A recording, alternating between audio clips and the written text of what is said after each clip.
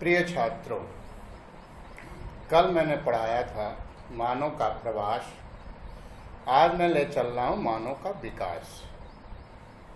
इससे पूर्व मानव भूगोल के अंतर्गत मैंने मानव विकास से संबंधित जानकारी आपको विश्व परिदृश्य के संदर्भ में दिया था। अब आपको भारत के संदर्भ में मानव विकास का क्या तात्पर्य है, उसके बारे में गहन अध्ययन करना है। तो सर्वप्रथम अपना दृष्टिपात हम लोग करते हैं कि मानव विकास से क्या अर्थ है। मानव विकास वह प्रक्रिया है जिसके अंतर्गत स्वास्थ्य, सबसे पहले क्या पॉइंट है, स्वास्थ्य, भौतिक, पर्यावरण, आर्थिक, सामाजिक और राजनीतिक स्वतंत्रता। कैसी स्वतंत्रता? आर्थिक, सामाजिक और राजनीतिक स्वतंत्रता, शिक्षा, स्वास्थ्य सेवाओं तथा सशक्तिकरण के अवसरों की वृद्धि को शामिल किया जाता है। दीर्घ और स्वस्थ जीवन, कैसा जीवन? लंबा जीवन और स्वस्थ जीवन, शिक्षा तथा उच्च जीवन स्तर मानव विकास के मुख्य विकल्प। इन विकल्पों को परिवर्धित करने की प्रक्रिया ही मानव विकास है। भारत और विकास। विकास के मामले में भारत में क्षेत्रीय, सामाजिक, धार्मिक, वर्गीय, लैंगिक आदि विषमताएं विद्यमान है। भारत में मानव विकास संयुक्त राष्ट्र विकास कार्यक्रम द्वारा वर्ष 1990 में प्रथम मानव विकास रिपोर्ट को प्रकाशित किया गया था।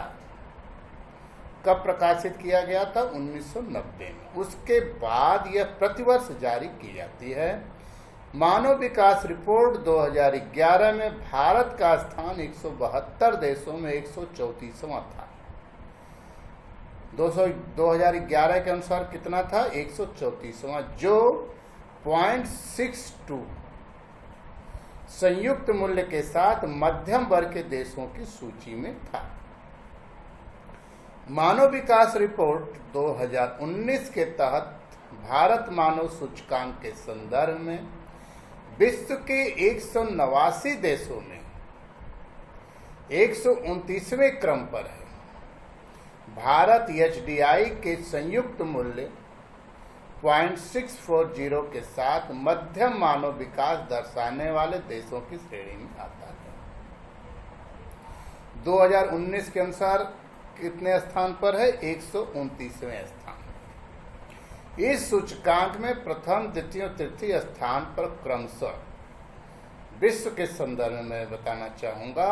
विश्व में पहले स्थान पर नॉर्वे, दूसरे स्थान पर स्विट्जरलैंड एवं तीसरे स्थान पर ऑस्ट्रेलिया है। भारत में मानव विकास सूचकांक। योजना आयोग की राष्ट्रीय मानव विकास रिपोर्ट 2011 के अनुसार केरल शीर्ष स्थान पर। केरल की राजधानी कहाँ है बच्चों? तिरुवनंतपुरम। ठीक, तो केरल जो है वो शीर्ष स्थान पर है, जबकि छत्तीसगढ़ का अंतिम स्थान है। छत्तीसगढ़ की राजधानी कहाँ है? रायपुर। छत्तीसगढ़ जो राज्य बना है मध्य प्रदेश से कट करके, उसका अंतिम स्थान।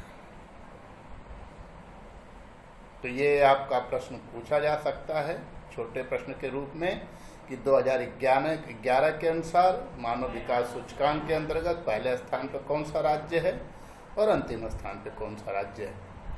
बिहार, मध्य प्रदेश, उड़ीसा, असम और उत्तर प्रदेश की कम साक्षरता दर निम्न मानव विकास सूचकांक के लिए उत्तरदायी है।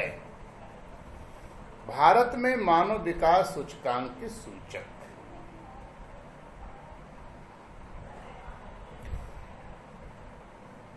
संयुक्त राष्ट्रीय विकास कार्यक्रम द्वारा निर्धारित सूचकों पर आधारित योजना आयोग ने भारत के लिए मानव विकास रिपोर्ट तैयार की है, जिसमें जिलों को विश्लेषण की इकाई मानते हुए सभी राज्य और संघ शासित प्रदेश सरकारों ने मानव विकास रिपोर्ट तैयार की।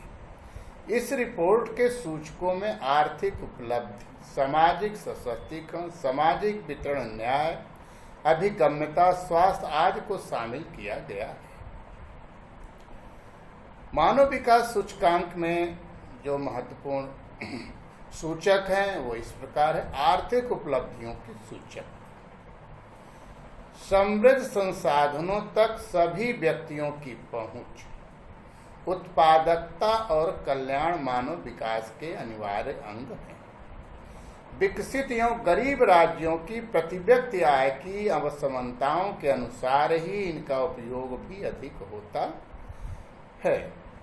विकसित एवं गरीब राज्यों में प्रति व्यक्ति आय एवं प्रति व्यक्ति उपभोग खर्च की विभिन्नताएं गरीबी, बेरोजगारी और अपूर्ण रोजगारी जैसी समस्याओं की ओर संकेत करती है। आर्थिक उपलब्धियों का सूचक है। स्वस्थ जीवन के सूचक, विभिन्न प्रकार की बीमारियों से रहित जीवन, दीर्घायु और स्वस्थ जीवन का सूचक है। भारत में ग्रामीण एवं नगरीय दोनों क्षेत्रों में लिंगानुपात प्रतिकूल अर्थात चिंताजनक। ये सारे पॉइंट जो हैं मानव विकास सूचकांक को प्रभावित करते हैं। सामाजिक सशक्तिकरण के सूचक, मानव विकास तभी संभव है जब व्यक्ति समाज में अपनी सामर्थ्य और विकल्पों के प्रयोग के लिए सशक्त हो, सभी कार्यों में अपनी पूर्ण सहभागिता रखे। ज्ञान और मुक्ति का रास्ता शिक्षा और साक्षरता से होकर ही निकलता है। साक्षरता मानव विकास का महत्वपूर्ण घटक है। ध्यान दीजिएगा, 2011 के अनुसार भारत की कुल साक्षरता दर 74.04% है तथा स्त्री साक्षरता दर 65.46%। भारत के राज्यों में साक्षरता दर में प्रादेशिक भिन्नता पाई जाती है। जैसे 2011 की जनगणना के अनुसार बिहार में 63.82% और केरल में 93.09% और मिजोरम में 91.58% साक्षरता दर। तो सबसे ज्यादा साक्षरता दर किस राज्य में है? केरल। और सबसे कम बिहार में। ग्रामीण क्षेत्रों में स्त्रियों, SC, ST, कृषि मजदूरों जैसे सीमांत वर्गों में साक्षरता दर कम पाई जाती है, जबकि धनी वर्ग में साक्षरता दर अधिक। भूखमरी, गरीबी, बंधुआकरण, अज्ञानता, निरक्षरता और किसी भी तरह की दुर्बलता से मुक्ति मानव विकास की कुंजी है। अब भारत में मानव विकास सूचकांक के कारक, भारत सहित अन्य विकासशील देशों में मानव विकास की प्रकृति के निर्धारण में भूमिका निभाने वाले कारक निम्न हैं। ऐतिहासिक कारक, उपनिवेशवाद, साम्राज्यवाद और नव साम्राज्यवाद। दूसरा कारक है सामाजिक सांस्कृतिक कारक, मानवाधिकार उल्लंघन, धर्म, लिंग और जाति के आधार पर सामाजिक भेदभाव। तीसरा सामाजिक समस्या, अपराध, युद्ध और आतंकवाद। ये सब भारत में मानव विकास सूचकांक के कारक हैं। राजनीतिक कारक भी है, जिसमें राज्य की प्रकृति, सरकार का स्वरूप और सशक्तिकरण का स्तर। अब मैं आपको ले चल रहा हूं जनसंख्या, पर्यावरण और विकास। मतलब जनसंख्या और पर्यावरण विकास को कैसे प्रभावित करते हैं, इनकी क्या भूमिका होती है। ये तीनों मानव विकास में निम्न महत्वपूर्ण भूमिका निभाते हैं। जनसंख्या, नव माल्थस वासियों, पर्यावरणविदों और आमूलवादी पारिस्थितिकविदों के अनुसार एक समृद्ध और शांत सामाजिक जीवन के लिए जनसंख्या और संसाधनों के मध्य संतुलन आवश्यक। एक समृद्ध एवं शांत सामाजिक जीवन के लिए जनसंख्या और संसाधनों के मध्य संतुलन आवश्यक है। इन विचारकों के अनुसार जनसंख्या और संसाधनों के मध्य का अंतर निरंतर बढ़ रहा है। संसाधन कम होते जा रहे हैं, जनसंख्या अधिक होती जा रही है। जनसंख्या और संसाधन के मध्य संतुलन बनाए रखना महत्वपूर्ण क्रियाकलाप है। सर्वप्रथम माल्थस ने मानव जनसंख्या की तुलना में संसाधनों के अभाव की समस्या की व्याख्या की थी। शक्तिशाली लोगों द्वारा संसाधनों पर अधिक से अधिक नियंत्रण के कारक जनसंख्या, संसाधनों और विकास के मध्य संघर्ष और अंतर विरोध उत्पन्न होता है। अब आता है पर्यावरण।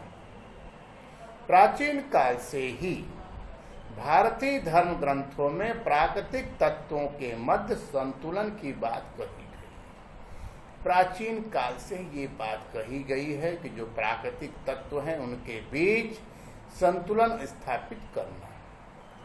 आधुनिक समय महात्मा गांधी ने जनसंख्या एवं संसाधनों के संतुलन का समर्थन किया है।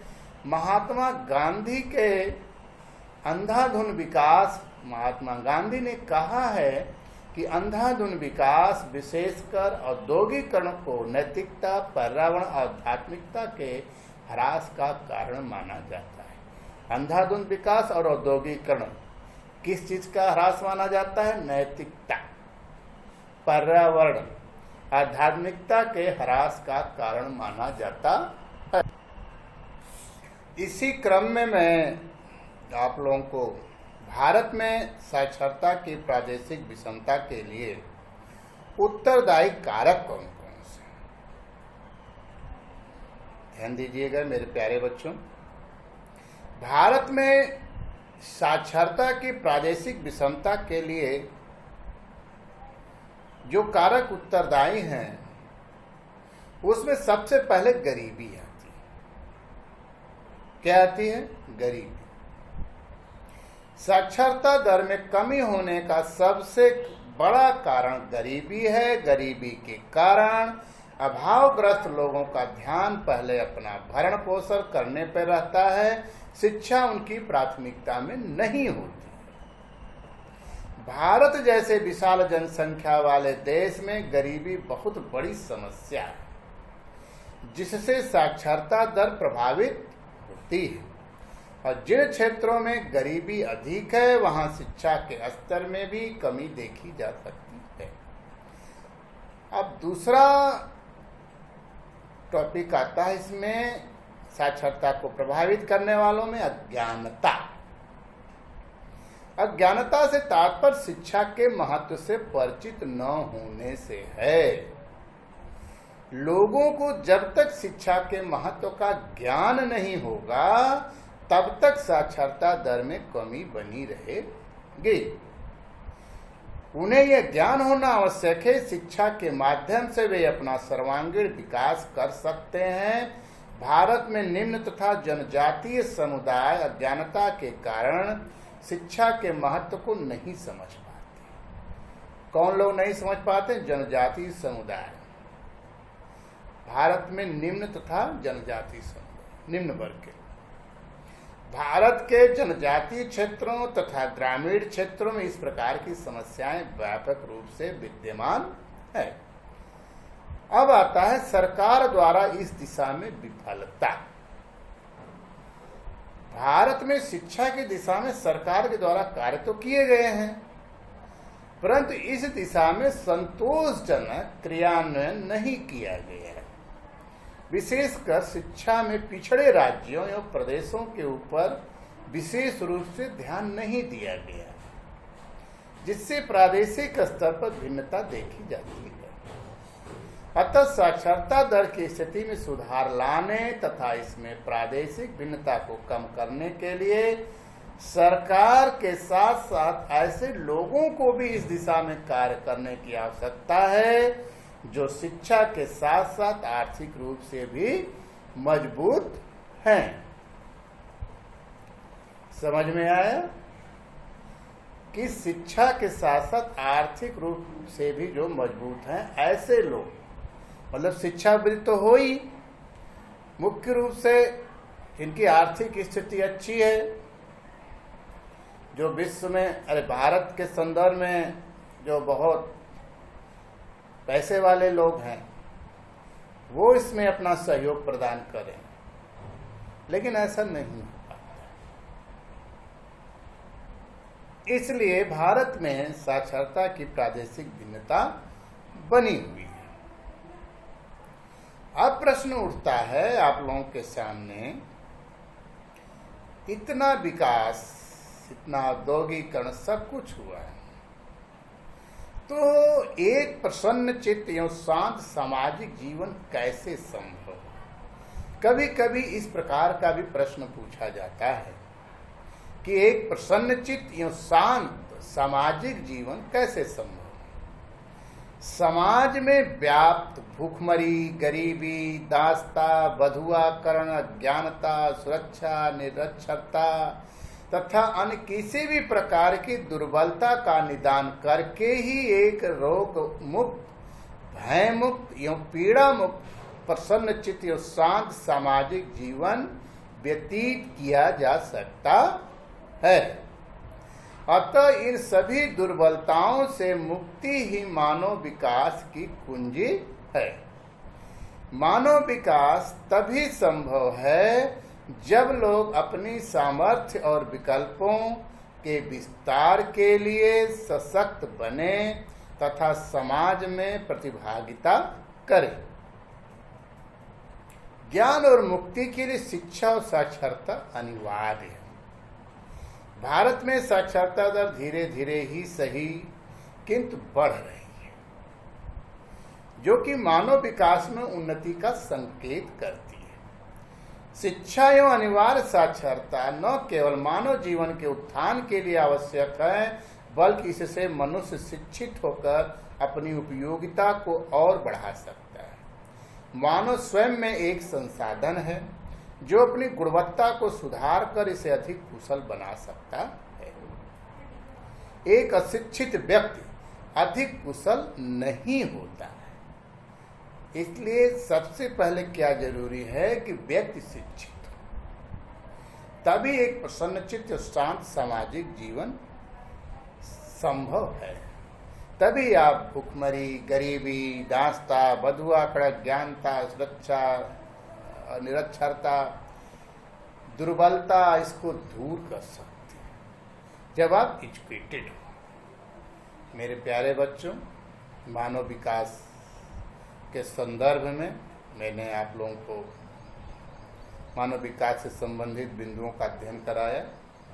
आप लोग प्रत्येक दिन क्रमबद्धता पूर्वक हमारी वीडियो को देखते रहें और उससे अध्ययन करते रहें, पढ़ते रहें, क्योंकि आने वाला जो समय है, जो कोरोना काल चल रहा है, इसमें जो सुविधाएं आप लोगों को उपलब्ध हैं उसका पूरा फायदा उठाइए और आने वाले समय में पढ़ना जरूर। कंपटीशन बढ़ता जा रहा है, डिग्री लेने वालों की संख्या बहुत है, लेकिन योग्यता कितने लोग रखते हैं ये बात माने रखता है। तो जब आप पढ़ेंगे, लिखेंगे, मेहनत करेंगे, हर बिंदु को गहनता से उसके पॉइंट्स को याद रखेंगे, प्रैक्टिस करते रहेंगे, तभी आप लोगों का विकास हो सकता है। मानव डेवलपमेंट में एजुकेशन, हेल्थ पे विशेष ध्यान दिया गया है। तो आप लोग अपनी सेहत के साथ साथ शिक्षा का मतलब जानते, अंतर्निहित शक्तियों को उजागर करना ही शिक्षा कहलाता है। और ऑनलाइन शिक्षा का उदाहरण तो आप लोग अच्छी तरीके से जानते हैं। महाभारत का एक पात्र अभिमन्यु माँ के गर्भ में ही चक्रव्यूह तोड़ना सीख लिया था। ऑनलाइन शिक्षा का सबसे उदाहरण आज लोग भी अभिमन्यु को जानते हैं। तो आप लोग भी अभिमन्यु की तरह ये जो सुविधाएं मिल रही हैं अपने क्षेत्र में, आप लोग प्रवीणता हासिल करिए, मेहनत करिए। और जिन बच्चों के पास सुविधाएं नहीं हैं, उन बच्चों को, अपने साथियों को इसको शेयर करिए। आप लोग मिल करके 2-4 लोग जिनके पास नहीं है, एक के पास है गांव में, आप लोग वीडियो देखिए, उसका ठीक है मेरे प्यारे बच्चों, धन्यवाद।